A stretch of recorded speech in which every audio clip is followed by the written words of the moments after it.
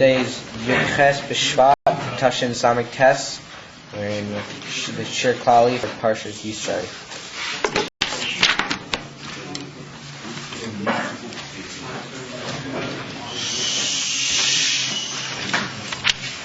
Also, opening this week's SHK Yisro, chapter Yud Tes, Pasuk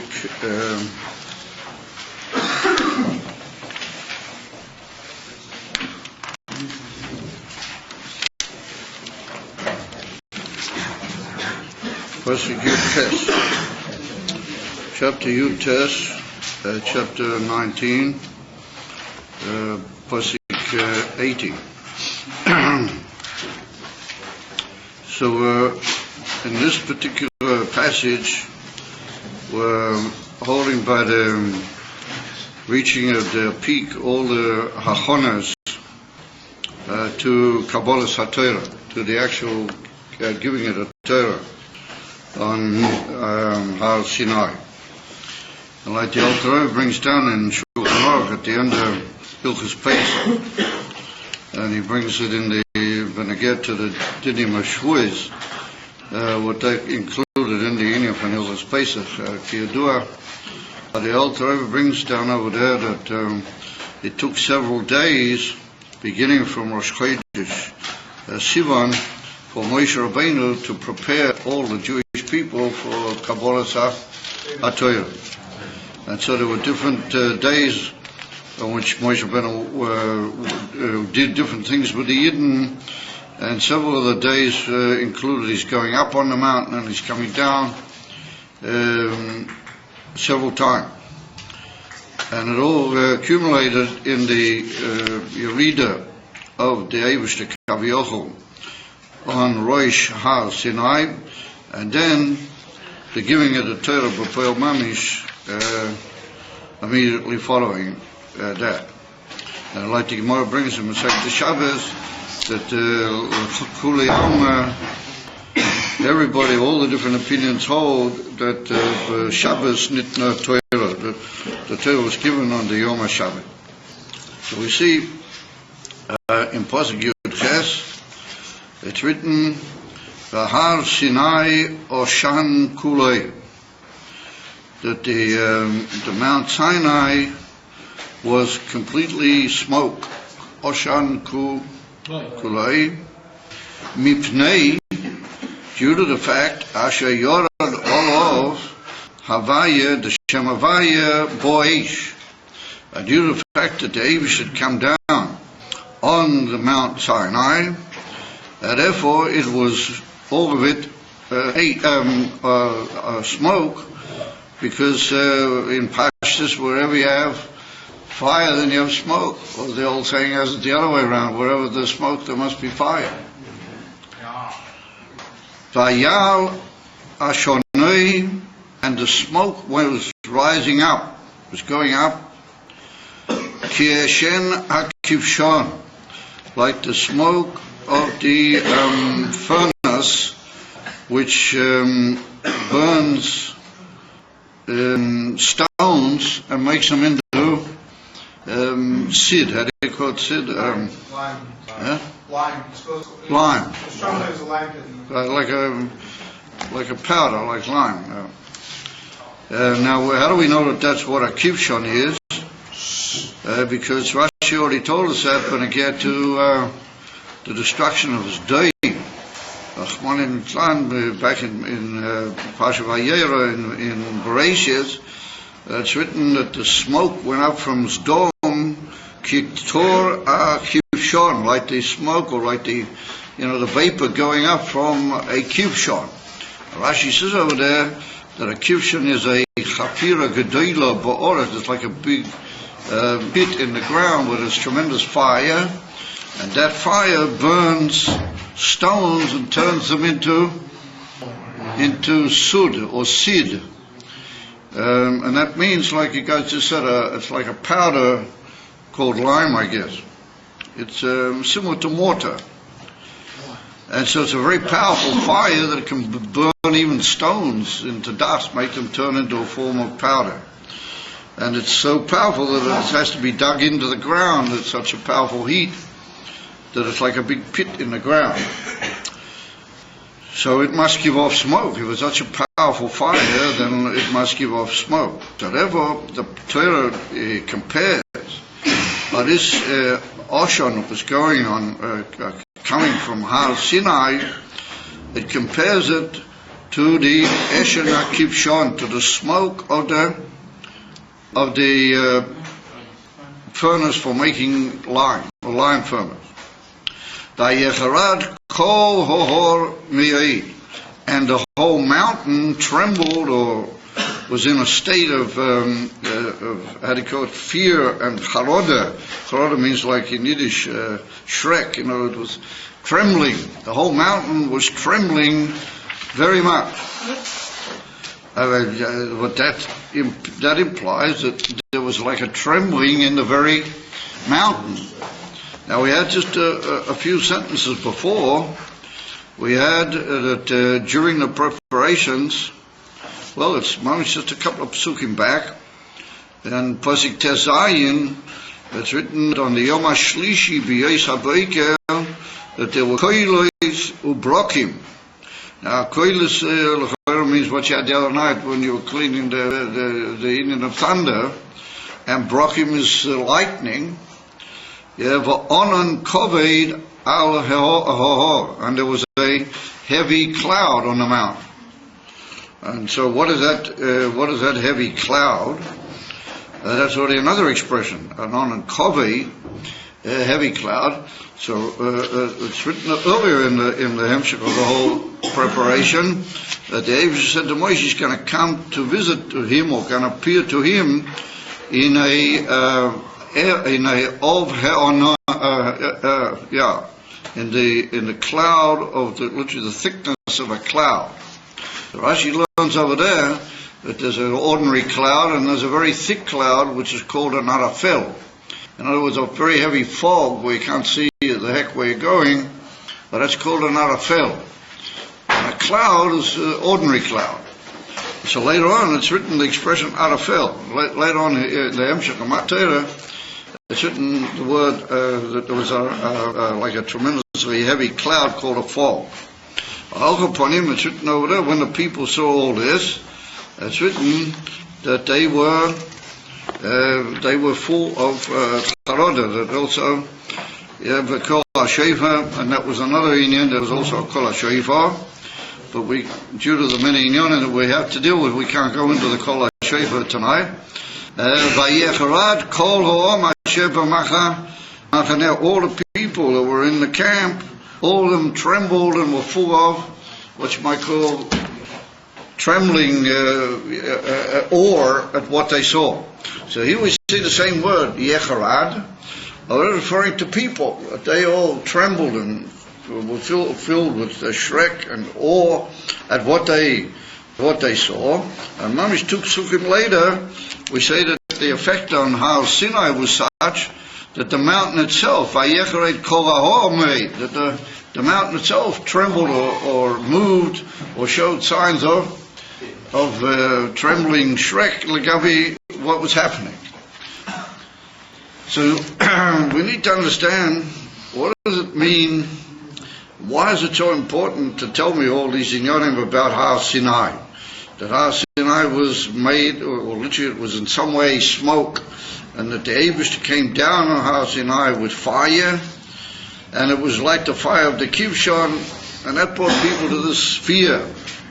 And then later on, in Pasuk Kof, it's written, Vayered Hashem al Har Sinai el Reish ha, which means that all these inyanim were, like as we said before, preparations. Hashem himself, mamish, hadn't yet come down on the mountain B'Poyo, or that was only a further development that he actually came down on the mountain. So it seems then that they've undergone certain stages by which the Eibishter prepared the whole world, the whole Har Sinai, and everything with the people and their relationship to Har Sinai, he prepared for Matan Torah, as it were, you might say, development after development, or step after step. Because if we look a little bit earlier, we see, and we're not talking about the actual personal preparations of the people, nor the preparations, as you might call it, of the world. We see a little bit earlier an amazing thing, what the Eibishter told Moshe Rabbeinu, that he must be magbil the har, he must make like limitations around the mountain, and that was the development of 3 days prior to the actual giving of the Torah. And we even call that nowadays, the meaning is to call it the Shleishish Yemei Hagbolah, the Shleishish Yemei Hagbolah, those are the 3 days when you were limited from coming near coming anywhere near the mountain. And it's written that you have to make partitions around the mountain. People shouldn't come near it, and nobody should go up onto the mountain. And anybody who does even touch the mountain, he will be killed. And then it's written he shouldn't touch it, because if he does, he'll get skila, or who knows what. It's like it happened to him. A whole discussion over there. What is the punishment for having touched Mount Sinai even at that particular point? So come to Islafi said that they weren't able to even go approach the mountain or even touch it if you weren't either the Kohanim or Aaron or Yeshua or Moshe Rabbeinu. Only certain people were actually allowed to go up onto the mountain, and even they went on different stages with great limitations and dikdukim. Why should you not be allowed to touch the mountain? What on earth? And you're not allowed to go up on the mountain, approach it in any way. So later in the same Hemshech, Rashi, it's written that when there was a shofar was blowing, but when the shofar will cease, bimshoich hayovel, yovel means another word for the blowing of the shofar, when that will draw away, meaning when it will be withdrawn by Hashem, there won't be the kol shofar. Then it's written, hey mayalu bahar, then the Kohanim and the others who are permitted can come up onto the mountain together with Moshe Rabbeinu, who despite this whole prohibition, Moshe Rabbeinu himself was able to go to the mountain. So Rashi brings over there what it would mean, bimsheich hayovel, that they'll stop, or there'll be a cessation in the blowing of the shofar from heaven. Rashi said over there, Simon hu lesiluk hashchina, the ceasing of the blowing of the shofar is got like a sign that the Shekhinah will be withdrawing at least a bit or partially from the mountain, so that those permitted people like the Kohanim and Aaron, that they'll be able to come up each one according to his given level. So from that we see that the whole touching of the Har, the whole prohibition to get close to the Har, etc., seems to be because of the presence of the Shekhinah. And if the Shekhinah was on the Har, then doubtless it was already a certain divine presence, what not everybody is allowed to just waltz over and take part of it. You've got to be limited some way. Only very, very chosen individuals can be exposed to that type of Gilui Elokus, or to that type of Kedusha and Havdalah that was Yored El Har. So, I mean, that's already been there quite early in the piece, at the beginning of the 3 days. So that there seems to be a presence of the Shekhinah already there. However, we have to say that what our posse, which is dealing with the Indian of Har Sinai, being all of it smoke and fire, we have to say it's a further development, and that's immediately prior to Vayered Hashem, like we saw. 2 psukim later, we're told that Vayered Hashem, Mamish, the Shem of Vayered, the Eibishter himself comes down on the mountain. So it seems to go then like in stages. First of all, Moshe Rabbeinu warns the people and gives them all sorts of warnings right at the beginning, and he promises them what's going to be the greatness of Kabbalah Satera, and he tells them all sorts of inyanim, and then he starts going up and down on the mountain, and it becomes clear that something tremendous is happening. Or then there's this inyan from Shloishish Yemei, Hagabala, and then there's Koile, Subrokim, thunder and lightning, on, a cloud over the mountain, and then there's this inyan of being a further stage, as you might call it. Har Sinai is Kule Osher. It's all of it smoke, because the Eibishter has come down on it with fire. So that would mean that the Eibishter already come down with fire. There was the Indian that it's written Vayered Hashem al Har Sinai el Reish Har. I mean, we've already been told that he already came down with fire. So we have to say that that's maybe another stage. Vayered Hashem al Har Sinai Mamish Bepoil. That's like the finality. The Eibishter Mamish came down in order to talk to Moshe Rabbeinu and be Megalim, the Aseret HaDibros, Mi Piv Shel HaKadosh Baruch Hu, as we say, Mi Peh, or Mi Pia Gevura. We heard it from the mouth of the Gevura. The first two Dibros, for Cholapochas, all the Yidden heard the first two Dibros clearly from the Pia Gevura. So the maybe Vayered Hashem al Har Sinai is a further development. That's the Etzem Gila, the Atzma Saint Seif himself. Ve'ilu Har Sinai or Shan Kulei is like a further preparation until we reach the ultimate inverted climax of the whole inyan, where Vayered Hashem Mamish al Har Sinai. However, comes along Rashi, and Rashi says, what does it mean that Har Sinai was all of it smoke? Oshan Kulei. So Rashi says, Ein Oshan Zeh Shem Dover. This is not a noun. We're not saying that Har Sinai was smoke. It's not a noun. Elamai, what it is, if it's not a noun. Shaharei, why do we say it's not a noun? Nokud Ashin Patak. Because we don't say Oshon Kulei, but we say Oshan Kulei. So since it's the shin has got a patach, is ele loshen poal. That is a verb. Kemoi omar, shomar, or shomar. In other words, when you put a thing in the verb, then you got in the past tense.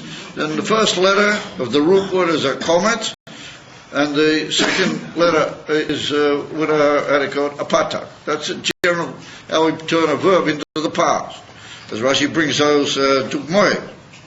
And therefore, as it comes to say, what we're saying, not that the mountain was fire, but we're saying that the mountain produced fire. It was Oshan, it was smoking.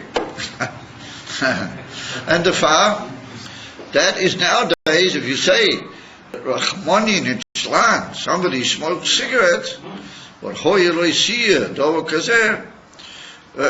you say somebody smokes, you say he is me'ashen, which is just a sort of a continuous present tense of the word oshan, which means he smoked.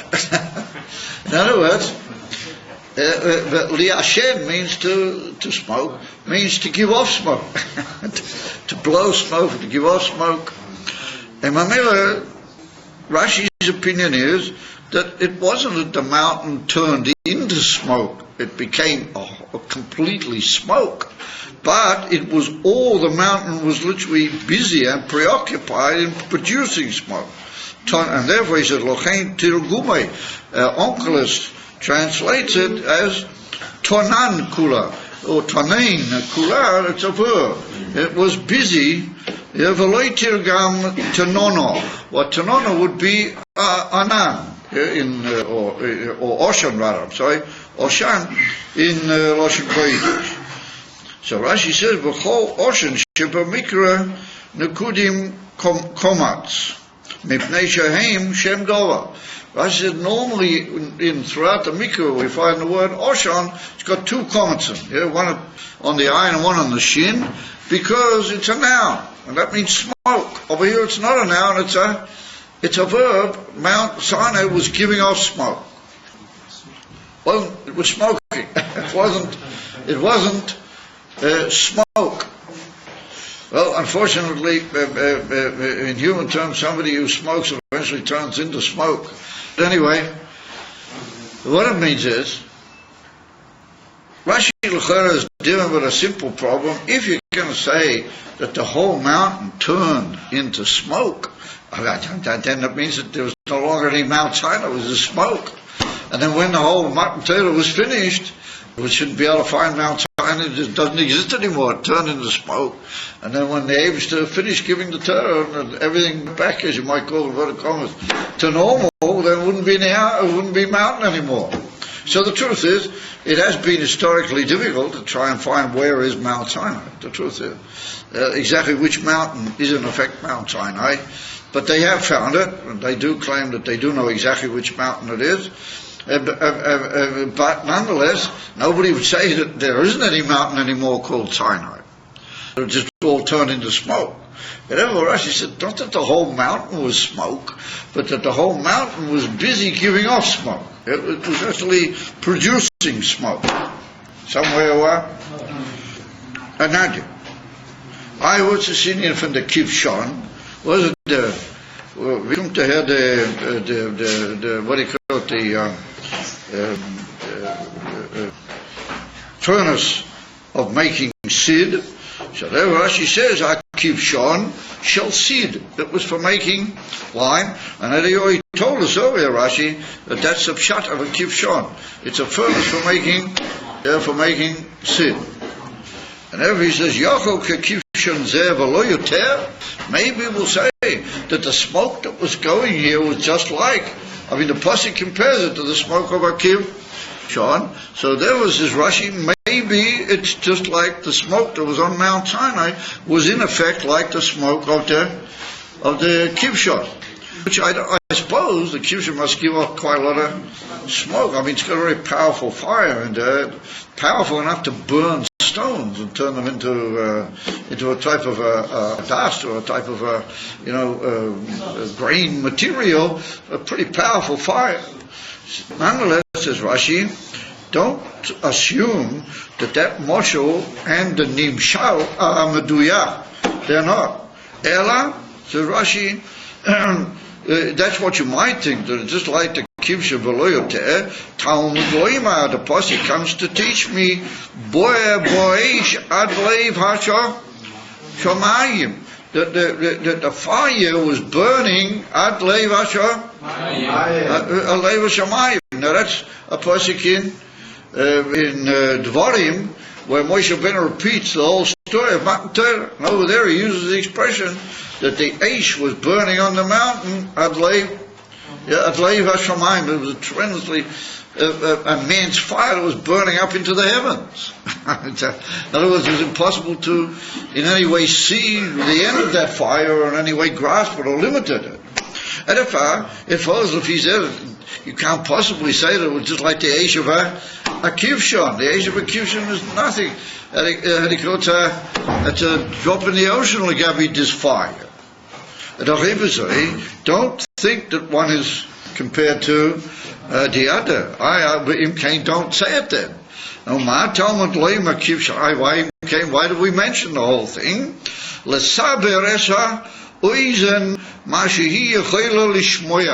To train the ear, to give the ear, an ability to understand, and through a very distant moshel that we can understand, to have some idea how it was. Pirush, that a Kivshon is a very powerful fire, as we pointed out. In human terms, very powerful fire indeed, and that is a great miracle happened to Avraham Avinu, that they threw him into it, and he came out whole. That is the greatness of that whole miracle. It's a very powerful fire.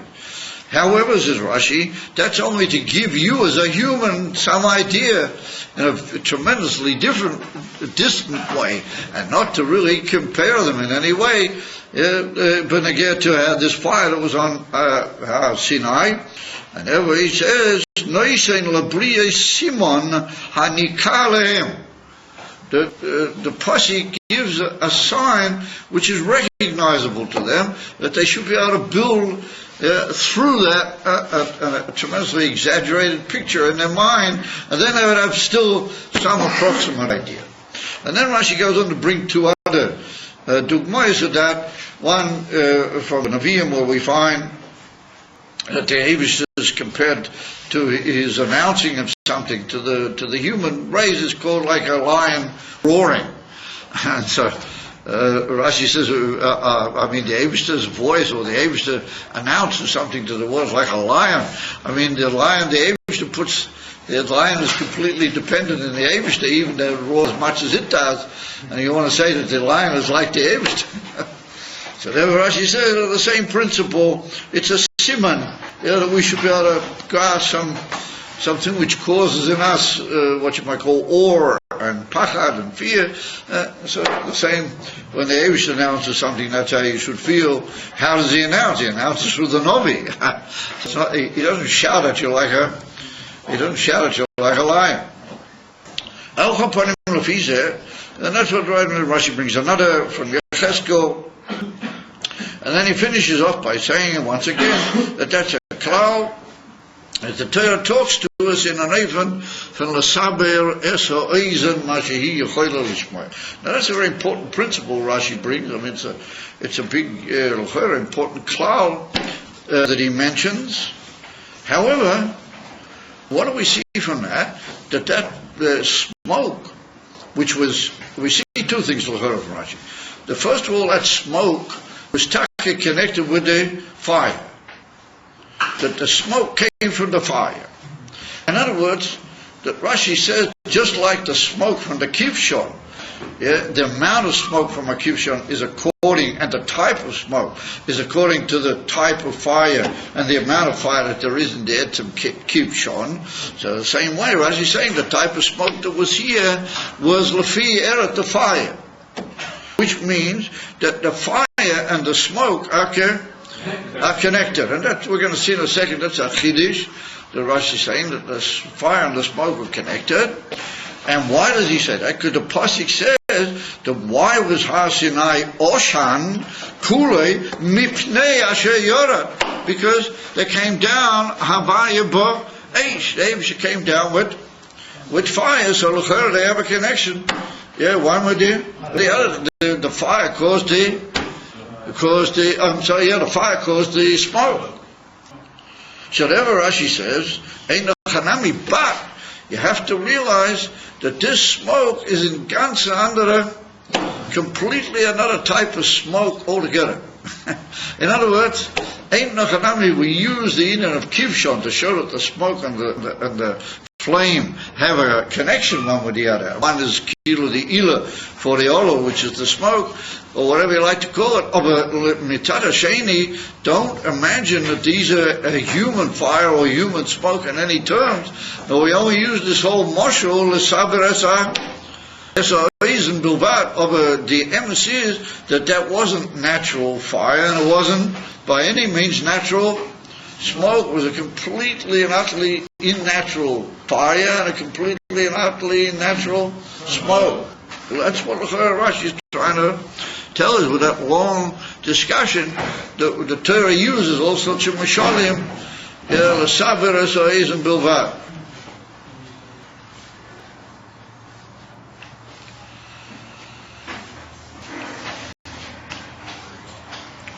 Maybe we should put a big lot of fire and smoke alongside the door, and then we want to have people say, well, maybe it's better just to hold out rather than creep out through the fire and smoke. But anyway, why did I say alongside the door? Because once you get through the door, you never can really tell what is happening. But anyway, Rashi's told us they're connected, but they're not human. fire and the smoke are connected, but they're completely another story, another gather altogether. What Lafi said, we'd have to say, why is the mountain producing this smoke? Rashi says that the mountain's giving off the smoke. If it's not human smoke or smoke the way we understand it, then what's the mountain doing giving it off? So therefore we could say that Rashi says that Einachanami, the divine fire, somehow or another rested on the mountain, but it wasn't just consuming the mountain in the normal way. And where do we see that divine fire doesn't necessarily consume things? We see that from Moshe Rabbeinu, that he saw the snare, and he saw the snare, and it was burning, but it never got consumed. That's what attracted his attention right from the beginning. He ran over he moved quickly, as he said, Asura mikan liskarev le shamas. Rashi said, I'll turn from here to go over to there with the famous Sikha with the Friedrich Rebbe. We're going to get to that posik.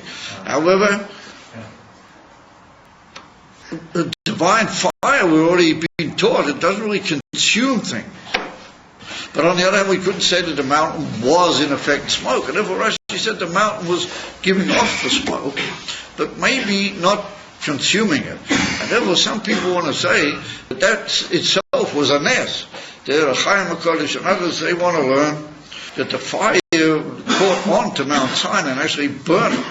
And the smoke was like a form of what you might call a product of the burning of the top of the mountain. Because, and that itself is a form of a nes, because it's brought down in Midrash Chazal that Mount Sinai, and that's the mountain that they found, what they believe is Mount Sinai, doesn't have vegetation on it.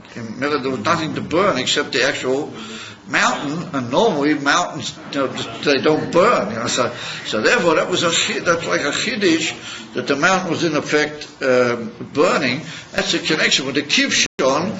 Then the motion of the kivshon is more meduyak, because a kivshon burnt stones. That's exactly what it did. It produced this lime by burning stone. And the connection through the moshel, through the nimshal, is nearer. That's how they learn. But it's hard to say that Rashi learns that way, because Rashi learns a completely different picture, that these were absolutely divine fires and divine aish. And that's how he learnt the pasuk. But first is mipnei asher yorad all over by base. Ivy come to Eibishter to fire. Why would we connect the Eibishter coming down on the mountain with fire? Davke, what's the connection? So if you take your mind back by the bris bein habesarim, I say it occurs to me, if you take your mind back to the bris bein habesarim with Avraham Avinu, what did he do? He cut the three calves into two halves.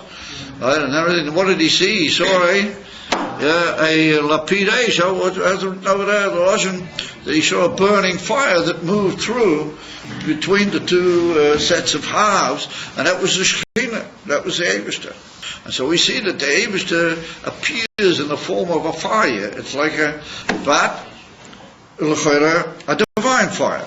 Now, the interesting fact is that we find divine fire was a common thing by Eden. In the Beis Hamikdash and in the Mishkan, you had to have a Mizbeach, and you had to light fire on the Mizbeach, but that was only a kli to cause fire to come down from heaven. In other words, there was a Eish Tomid on the Mizbeach, a divine fire which came down and ate the finished, as you might say, the eating of the korbanos, and it was connected with the Eish Shalamata. And that was the whole time in the Beis Hamikdash. So comes along the Gemara Masechta Yuma, right at the very end of the first perek on Daf Kof Aleph. Amud Beis, right at the end of the first perek of Yuma. And it says that this fire that came down onto the Mizbeach and helped assume, or rather consume, the korbanos was a remarkable aish, and had five, as it were, miraculous aspects to it. Tanya, Chamisha Dvarim, Be'esh Shalamayla. There are five different amazing things in the Eish Shalamayla. One of them is that it could burn things but not necessarily consume them. And that goes very nice with what we just said. It didn't necessarily burn Har Sinai, and it didn't burn the snare. That was just a divine fire, but it didn't burn anything. And then, says the Bryce over there, that it's Einoi Male Oshon, that the divine fire doesn't make any smoke. Einoi Male Oshon. In fact, the Gemara immediately on the spot, it was Einoi Male Oshon. It's written, one of the miracles in the Beis Hamikdash was that the Amud Ha'onon, they got the pillar of smoke from the Mizbeach never got blown around by the wind. You shouldn't think that it never moved, because the Gemara says later that it used to move right and left, and Tzofin and Dorim and Mizrach and Ma'ariv. Every now and then the straight on would go, move like that. That's the Gemara, and that was indicative of all sorts of things that were happening in Labaila, that Hashem was going to send a blessing in this Indian, or He's going to be makbid about a certain Indian. The Beis Hamikdash was an amazing place. You could already tell what was going on, what you had to be metakein, if anything needed to be metakein, or what you had to be freilich about. Hopefully the whole time that you had to be freilich about all sorts of inyanim. The onon the amud ha'onon ha'ish, ha'oshon in the Beis Hamikdash would move a little bit. That would indicate all sorts of amazing inyanim. However, we see that there was such a thing as a pillar of smoke. And if the divine fire doesn't make any smoke, what are you doing with a pillar of smoke? It's obvious teretz. So the Gemara says that was the fire that the humans brought. The Kohanim had to start off with a piece of human fire. That made the smoke. Over the divine fire didn't make any. The divine fire didn't make any smoke. So you have a tremendous kashia. Yeah, here it's written that this was fire came down mamish from heaven, and it was mamish the Eberster kilo coming down in the fire, and it's written that it had smoke. Rashi says, it was a gewaldige smoke. It was ke'esh and hakiv. Sure, it was a gewaldige smoke. But I see that the kasha bothers everybody like a face word. All upon him, I'm a Parishi Gemara. So now he's already scratching his head as if it did bother him.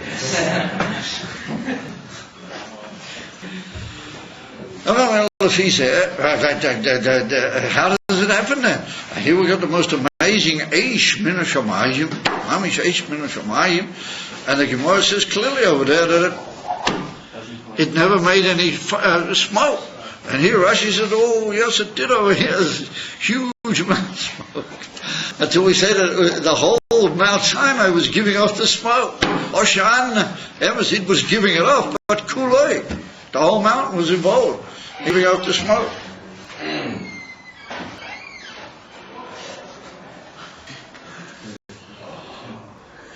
That was the old expression ever, you lose 2 and you gain 1.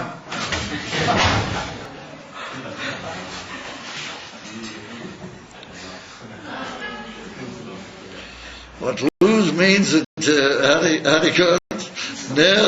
Now he shall return.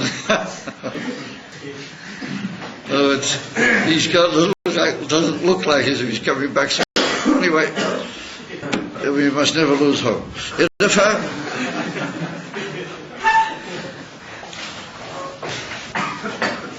If he's there, it's an open kasha from the Gemara that the Eishel Maila never made any smoke. It was the human Eish that made smoke. So some people want to say, well, it's a difference. They want to say that over there, that was the Eish on the Mizbeach, and that had a special task, and that was a delicate human fire, and never made any smoke. Over here, we got the smoke.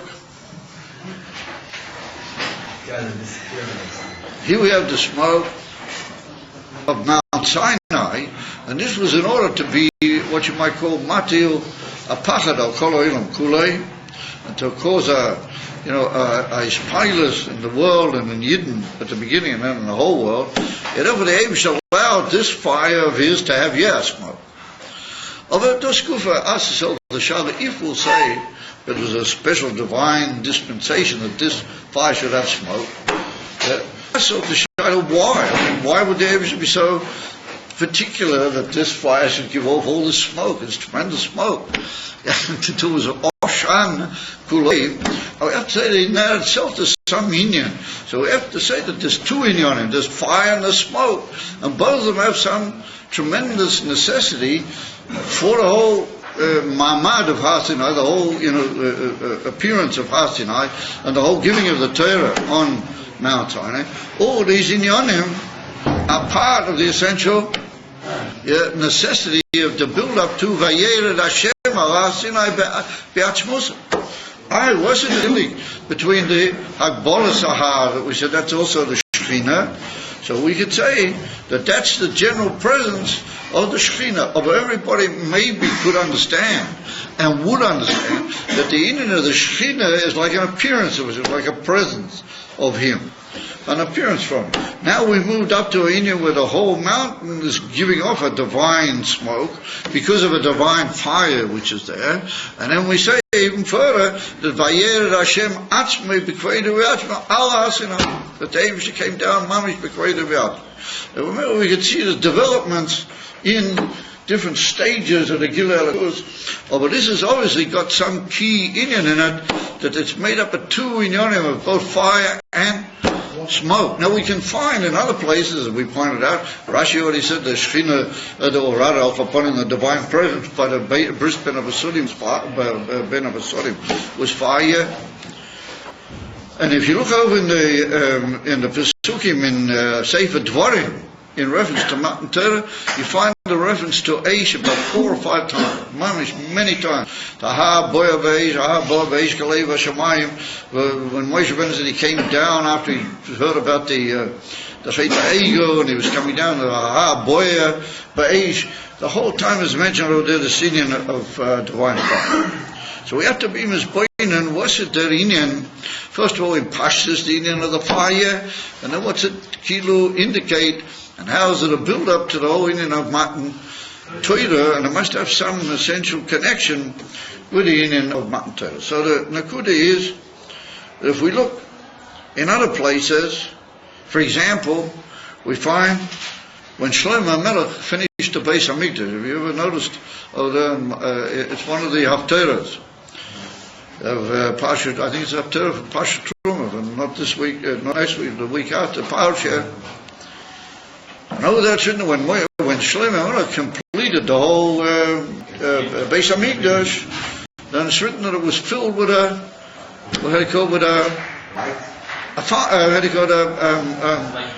cloud of smoke, Osha, and that he couldn't get in because of the Kohanim were not able to move in. They couldn't come in to serve because of this tremendous cloud fire that filled up the whole Beis Hamikdash. Now at the end of Sefer Shmoyes, what do you need better? When they finished building the whole Mishkan, Moshe Rabbeinu couldn't get in. Even Moshe Rabbeinu couldn't get into the Mishkan because of the Anan, or the Anan HaOshen, which came down into the Mishkan. So see that wherever there's a Gilel HaKuz, but Derek Shleimus, that something is built up and it's mamish bringing to an emes of Gilel HaKuz, then it goes through this inyan of Oshon, or things connected with the inyan of smoke, of Oshon. And over there it's not mentioned fire. Over here it's mentioned the inyan from fire. So we have to say, where's the fire over there? Maybe the fire is in the Etzim Mishkan itself. Over here we were just out in the middle of, as you might say, out in the middle of nowhere, and we're on what is a very simple mountain. Well, no, Mount Sinai is not an impressive mountain. As you know, the famous inyan was there. Why was it given Dafka on a low mountain? That's why they couldn't really, they weren't sure of finding Mount Sinai. It was a rather poshut mountain. But like you died to wake up some of you guys, give you something to wake yourselves up a little bit.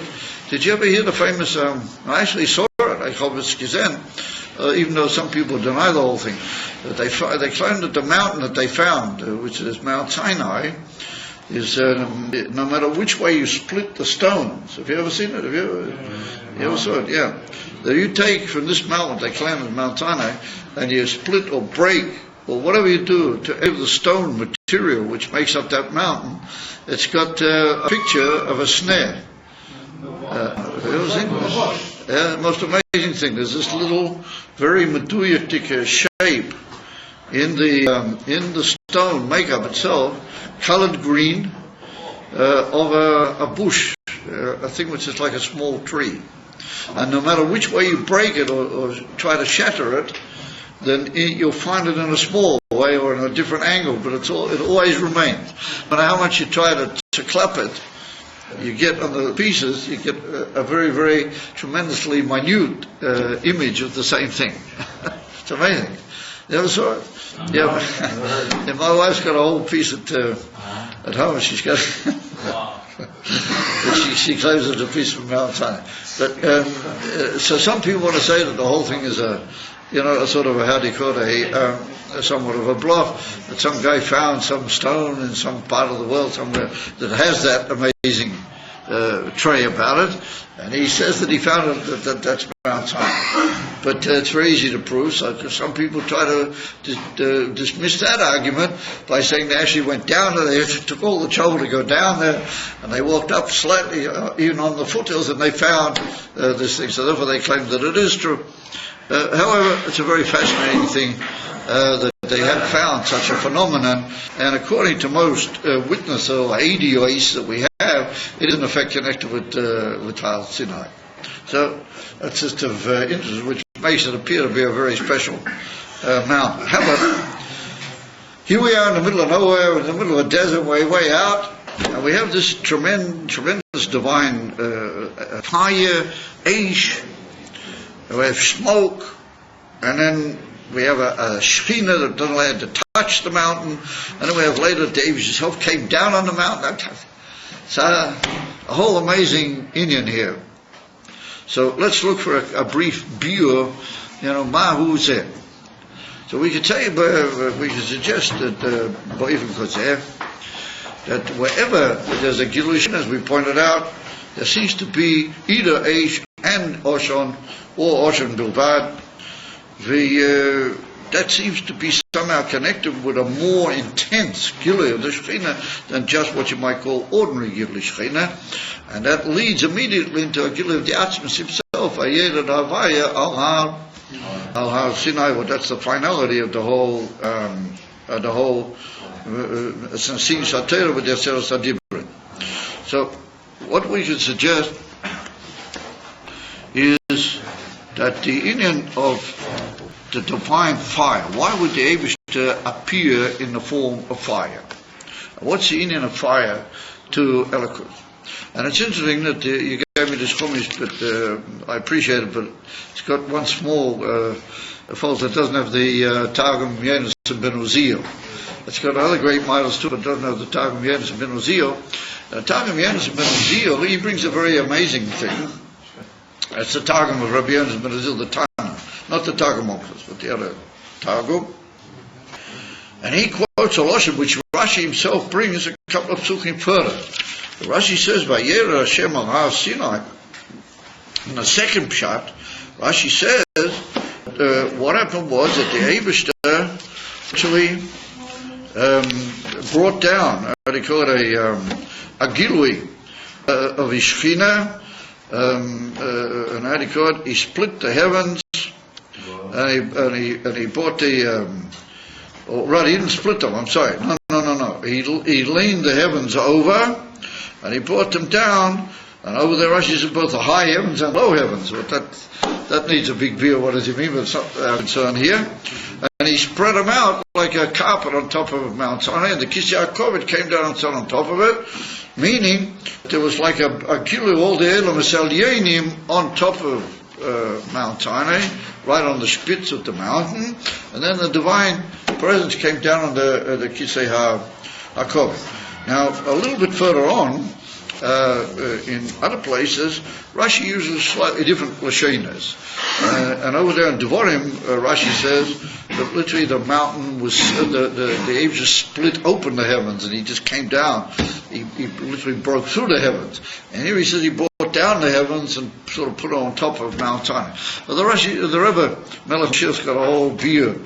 What are the two in Yonim. Why did Rashi say one place that, another place that? Comes again to Targum Yonason, and he says a very similar lashon to what Rashi says, that literally the Eibusha brought down the whole heavens and the whole revelation of all the Tzva, Maila, they had to go the whole host of above, and he came down with it, and they rested, and that's the evening of the fire, that's the evening of the Aish, and that's rested on the mountain. And then he says the same thing, that the mountain, not it was smoke, but Tanein, he says the same lesson of what Rashi says, the Targum does, that it gave off the smoke. We see that he connects it, and then he says, the Targum Yonason, that it was a Aish, Shahalavusa, or Shahalahavtor, it was a very special type of Aish, and the Pirush Yonason, he said that Rabbi Yonason ben Uzziel means to say it was a very delicate and spiritual type of fire, very amazing type of fire. So in other words, he learns that what was the fire that caused all the smoke was the fact that the Eibishter brought down the Elyonim, and he brought them down in touch with the Tachtoinim, and that was like a tremendous fire, and that gave off all this smoke. We're only going a step further, that he learns that the gilui of things which are beyond this world altogether, I mean, are completely together with the Eibush, how he is Kisei HaKovin, maybe not Mamish Atzma Seitzefa, but upon him, Akil Elakus Naila Biyeta, or that is already a fire which gives off this type of smoke, and it came down on top of Mount Sinai, which maybe set Mount Sinai giving off the smoke itself. The connection became so intimate that Mount Sinai began to give off the smoke itself. And therefore he also teaches Tani that it gave off the smoke. So we see then that I feel according to the Targum Yonason, I feel according to Ainian B'derech Hapshat Yoter, he learned that it was due to a Gilui Elokus, that Mamish Eibush came down from heaven and rested. I don't ever say it wasn't in from Vayer Hashem al Har Sinai. I have to say that maybe he would say that that's basically the same Indian, just put in another way for the sake of the Gilui, the actual Torah. He was only like a chona for the sake of the Gilui. Anyway, Lefise, it was a very special ruchnius, withdrawn type of fire. Now that would fit in very well with Rashi, because Rashi says you can't compare the Moshel and the Nimshal. You can't say that the Kivshin in any way tells you anything about the smoke, and how much more so about fire. Elamai, it was like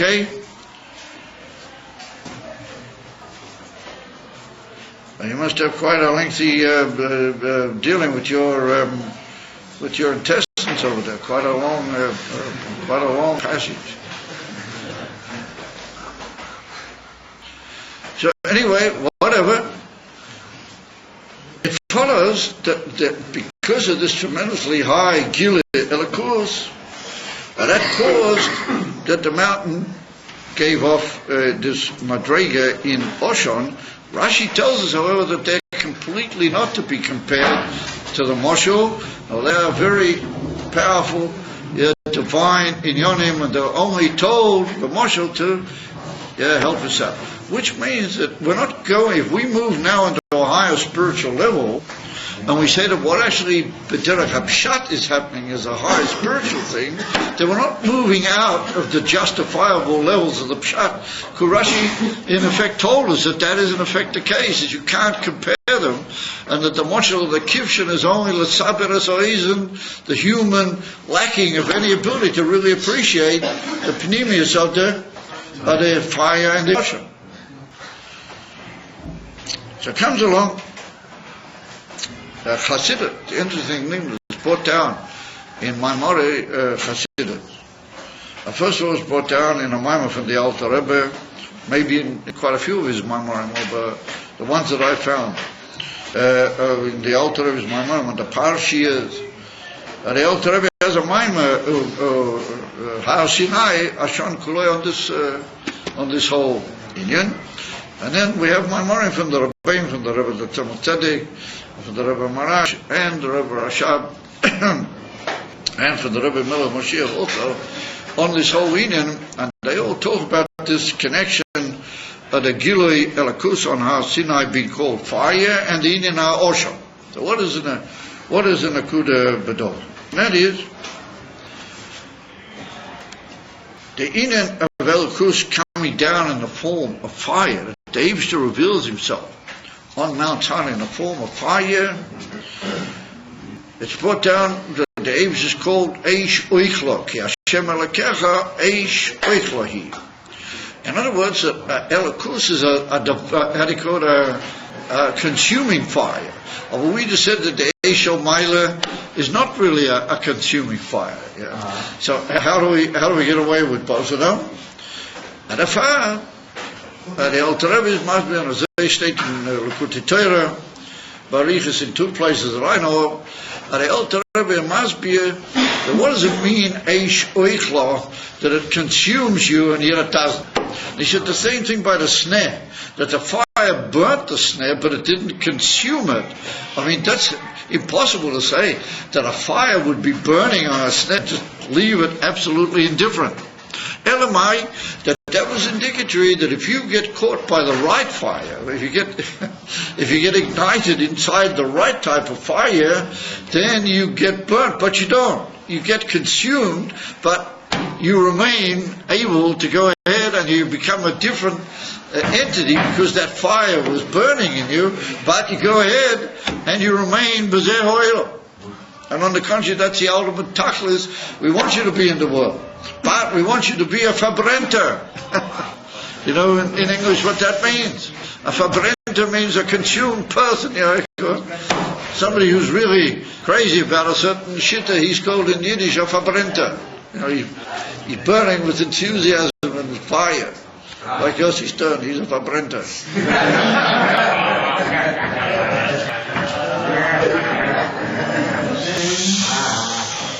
A fabrenter Chabadnik. There can be a state where the divine fire has caught hold of you, but you're still a Levadika. So that's in the Nakuda that the Eibishter is called Eish Oichlo, and he's for sure divine fire.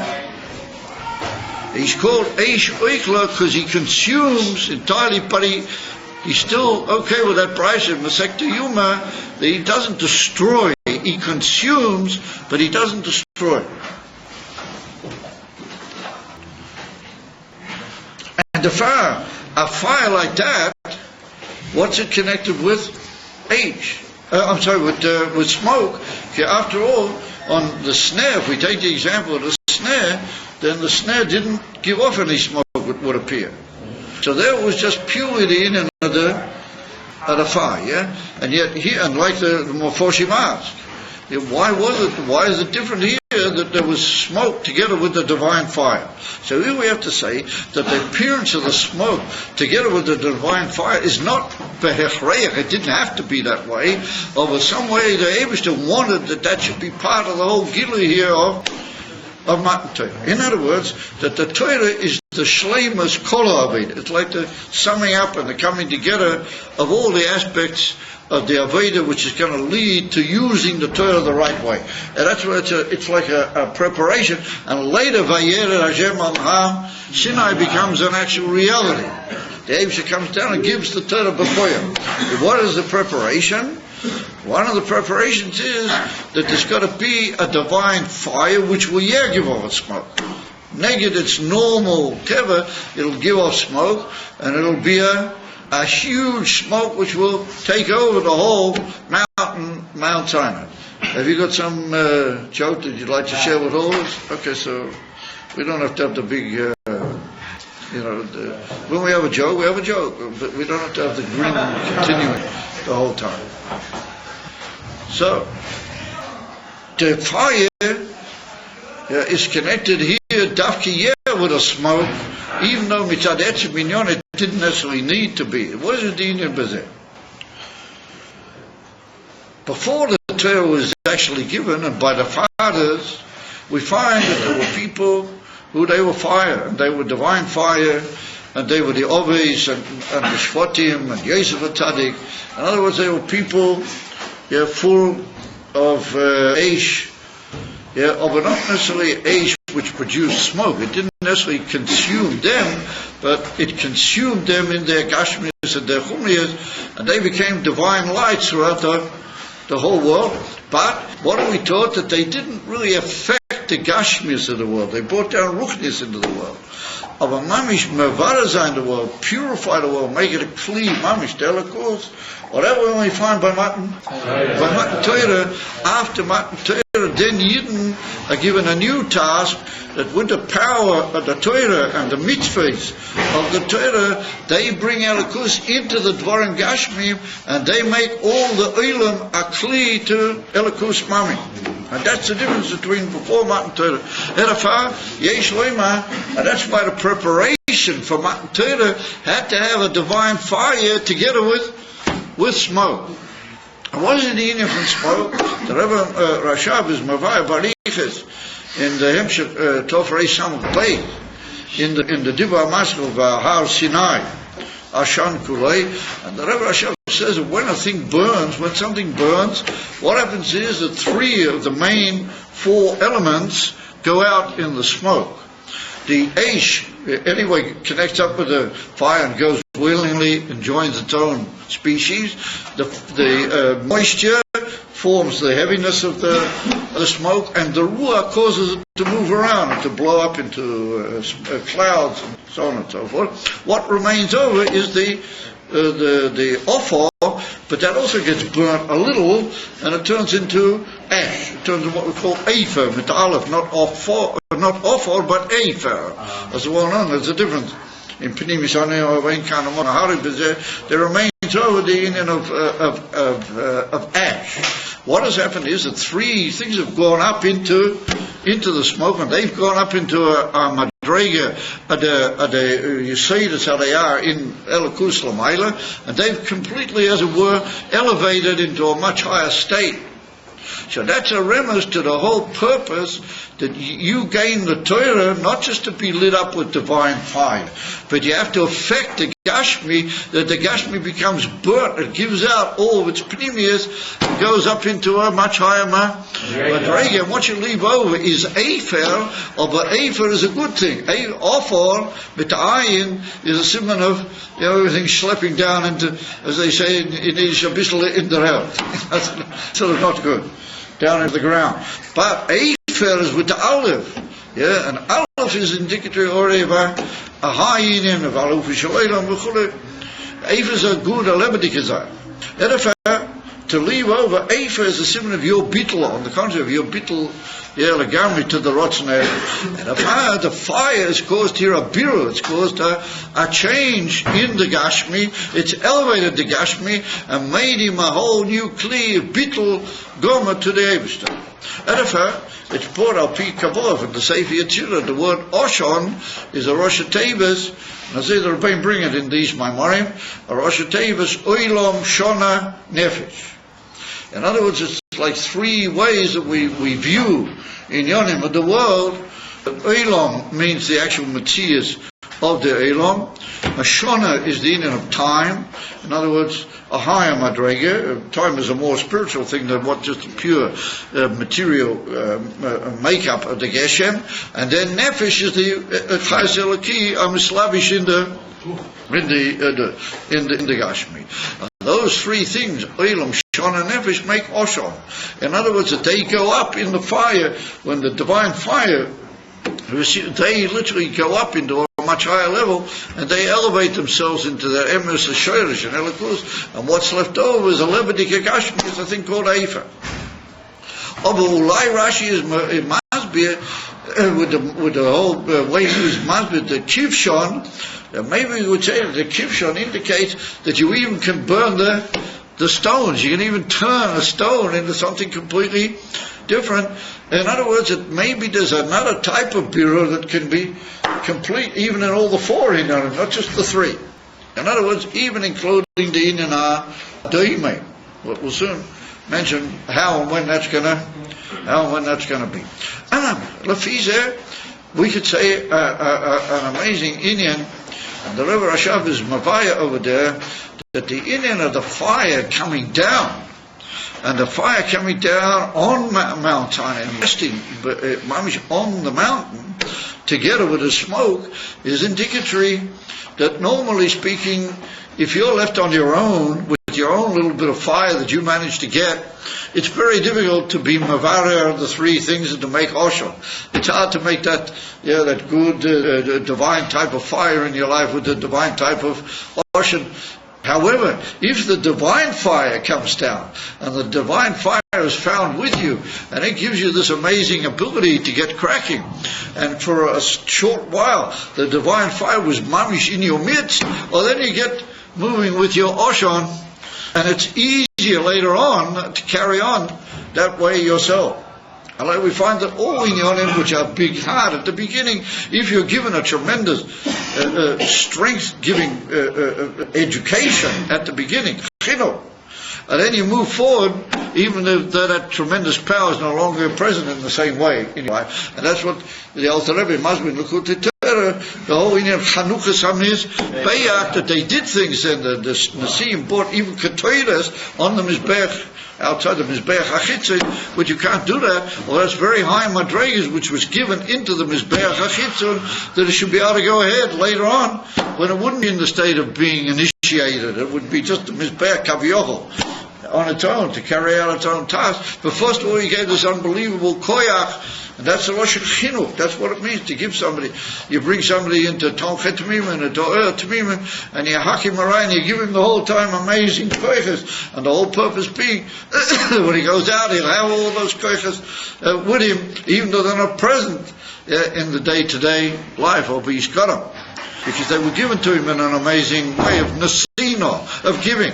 Well, that's the pshat, that the Eibusha brought down here a divine fire on the mountain, and it gave off smoke. In other words, that the Eibusha brought it into the lives of Yidden temporarily, that the divine fire was there, and it showed them how to make the birah. It did the birah for them.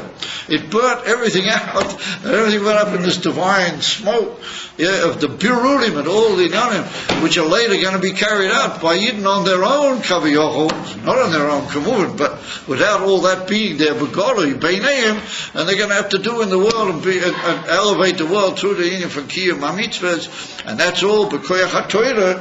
Therefore, the divine fire found itself in their midst, and it gave them the whole ability to give off oshon. In other words, to be male all the inyanim of the world, the gashmistic world, to elevate them in a divine smoke and make it a world ready for the scholars of Melech HaMashiach. And that's the inyan of the kivshon. The inyan from the kivshon, it's brought in the famous Nevuah of Cheskel. When Cheskel saw the highest and the Kodesh L'mayla, so he saw that they were rotzoi vo shuiv. They were going out and coming back the whole time. K'mare ha-bazak. That's what he says. Like the appearance of the, whatever that means, blazak. It means like a burning fire going in and out. And look over there in Rashi. Rashi says that that's compared to the kivshon. That's compared to the kivshon, that the fire inside the kivshon is so powerful that it sort of comes out and blows back, and comes out and doubtless they blew at it with what do you call it, bellows and knockers on him, that it would sort of blow and appear in a form of movement. The fire from under the ground that was inside the kivshon. So the fire actually in the rotzeva shoiv. You've got to be going and moving higher the whole time. You've got to be lebedik, and you've got to go out and cast yourself into your Torah mitzvahs, and you've got to come back a little bit, but you come back in a way with new power of carrying out the ultimate purpose, as it went on the whole year in the concept of rotzeva shoiv.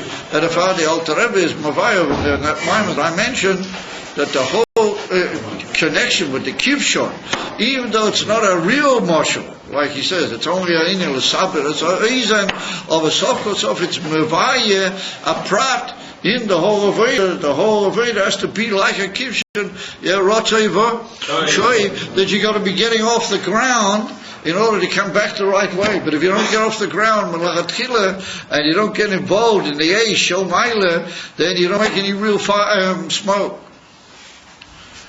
You might blow out some of that terrible false smoke, but that's only going to cholila v'cholila. But to make real smoke,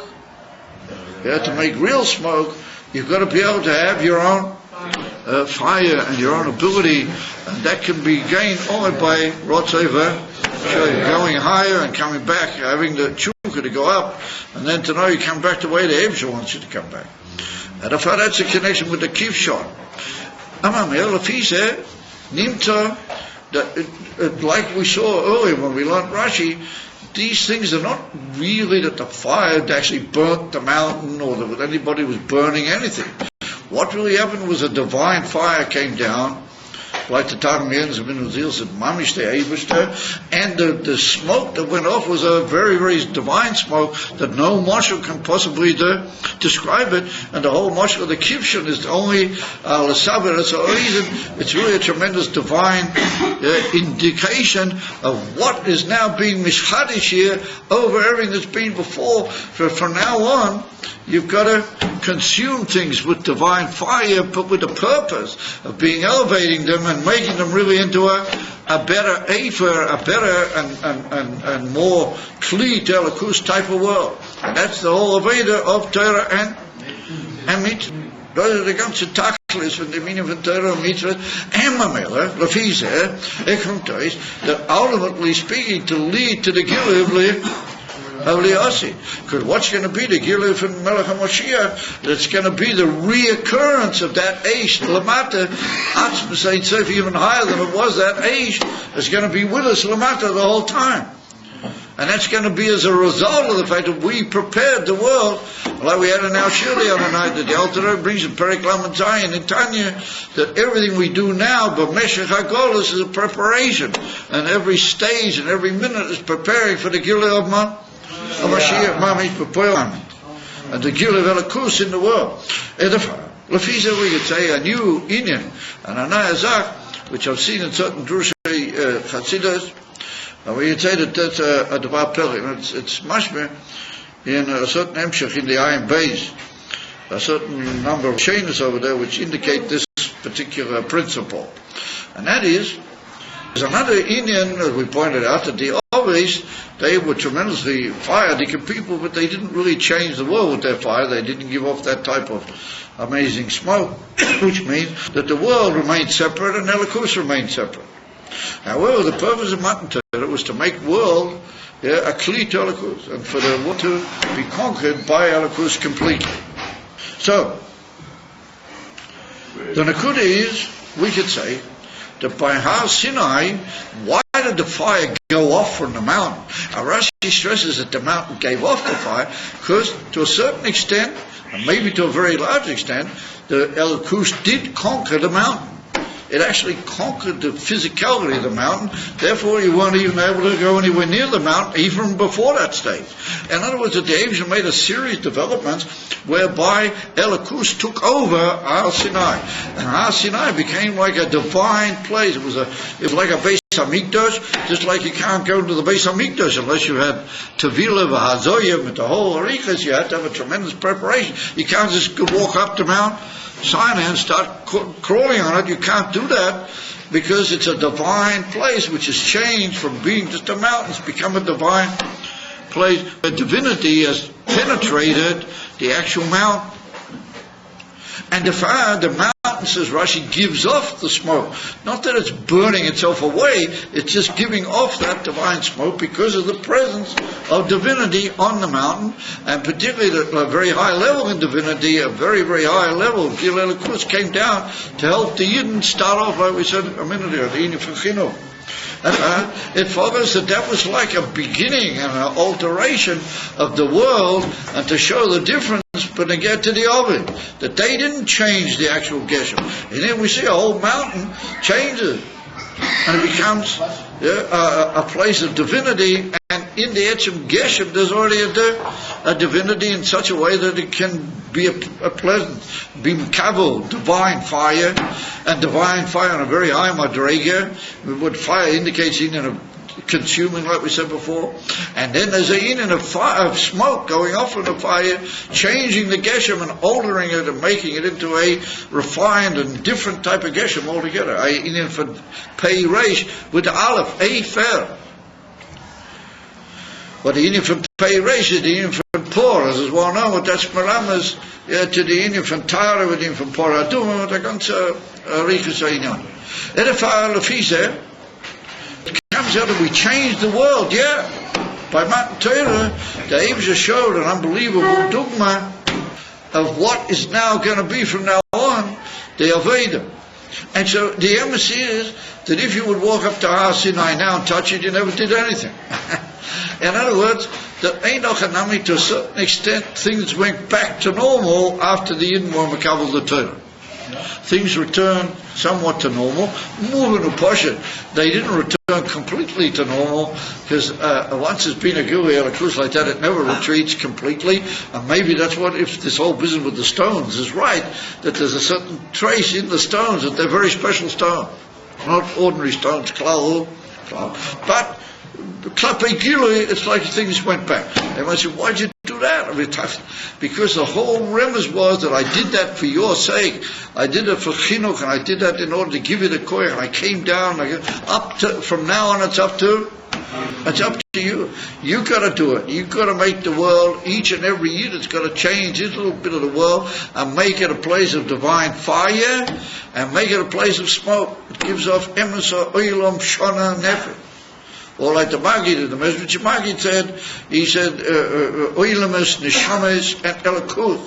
He touched it in the highway. It was Belila Lahari Bekola in Nazir. The work now is to change the whole world. And that's what his mother wrote down on based on Rebbe Rashad. And he says there's a difference between Matan Torah and Yossi, Matan Torah and Moshiach, and later Tchias HaMeitz.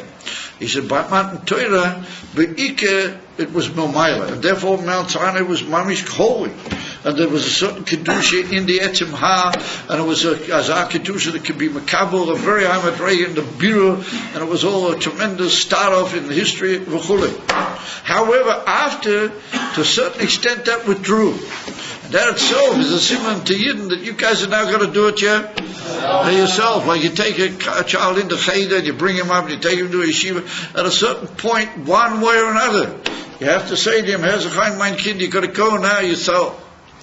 Like the famous Moshe, or the Baal Shem Tov, or the Baal Shem Tov reported, you take a child that he can't walk, and you hold him by the hands, and then he walks. And then all of a sudden, for his sake, and for the sake of everybody, you let your hand, you pull your hands away, and then he's got to walk on his own.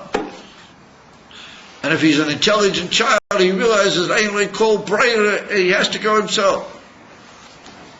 And that's a Moshe to the whole Indian of what happened by Mount Sinai. The Eibusha gave us his hand, he poured us into a matzav where the world did change, mamish, and then he took it back again because you're going to make it change.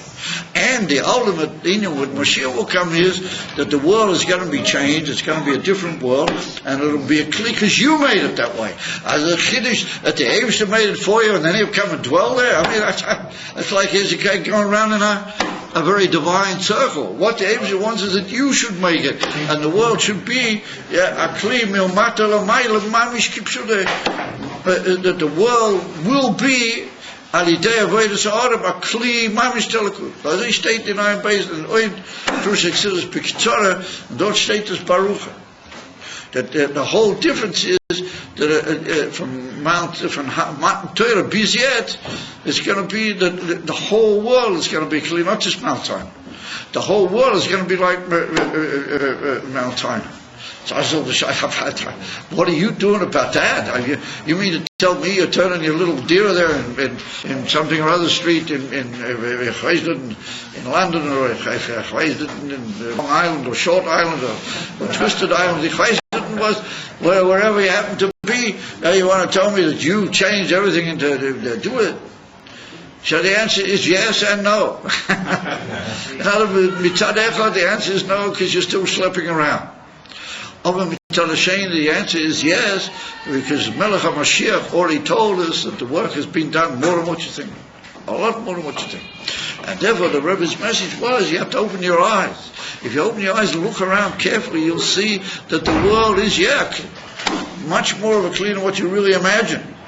And because you still live in the old Hakbolas of the Nefesh Abami years, and therefore you think the world is not prophetic. I don't see Mashiach in another 250 years, all these philosophical believers in the Yud Gimel Ikrim B'talim Minizach, but they sort of push it off, The Rebbe said, no, it's already been done. It's really all been done.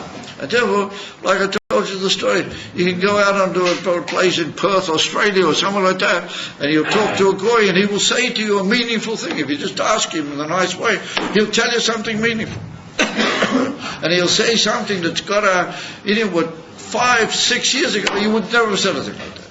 In a chai club.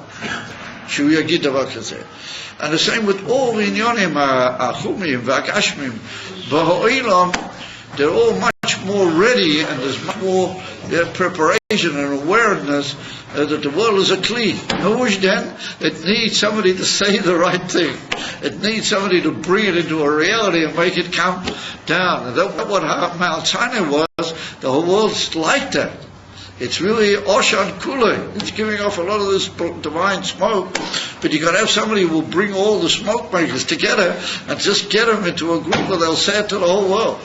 And everybody will say, oh yeah, even my little part of South America or North England or Scotland and even that little part is really a divine made kli telekut. That's what the Rebbe says, that it's a kli telekut, and it's going to be, and it should be, and it is already like Mount Sinai. It's Har Sinai Oshon Kulei. It's burning with divine fire and with this amazing smoke. It's all going up, and all the Birurim have already gone up in the smoke. So what's going up now in the smoke? Good news, good tidings, and good things. If you only want to have it, you can have it. All you got to want. And you can't just sit around and say, oh, maybe, and I don't know, and I do something. That's not going to help anything.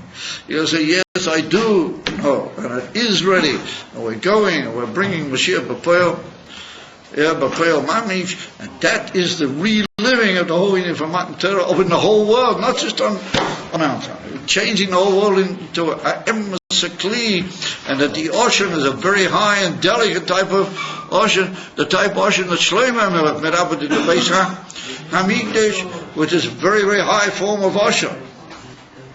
And in the Beis HaMikdash, Ashlishi does a of it'll be a Zamin ocean that who knows what's for a Madrega. It'll be that the whole world will just go up in this amazingly divine smoke, and at the same time that's the Rotzei, and then there'll be the amazing Shoiv at the Indian of the Yeir Ba'esh, that the Abish will come down.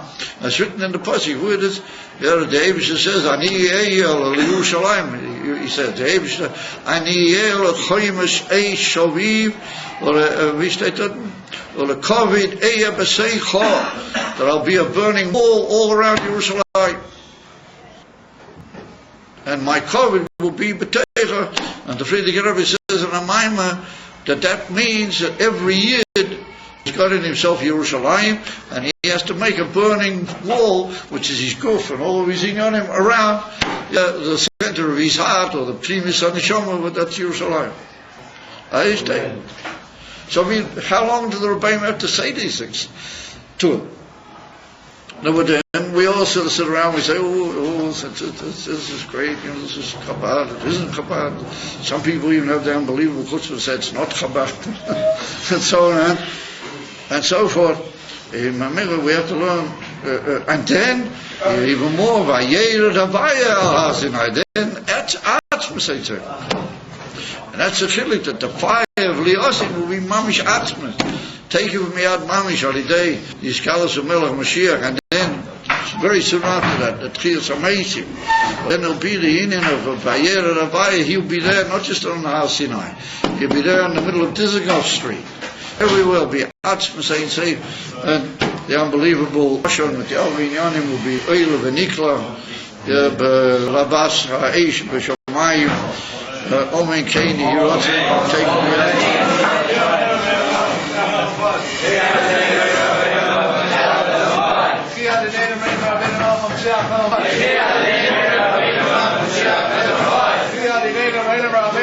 Watch out.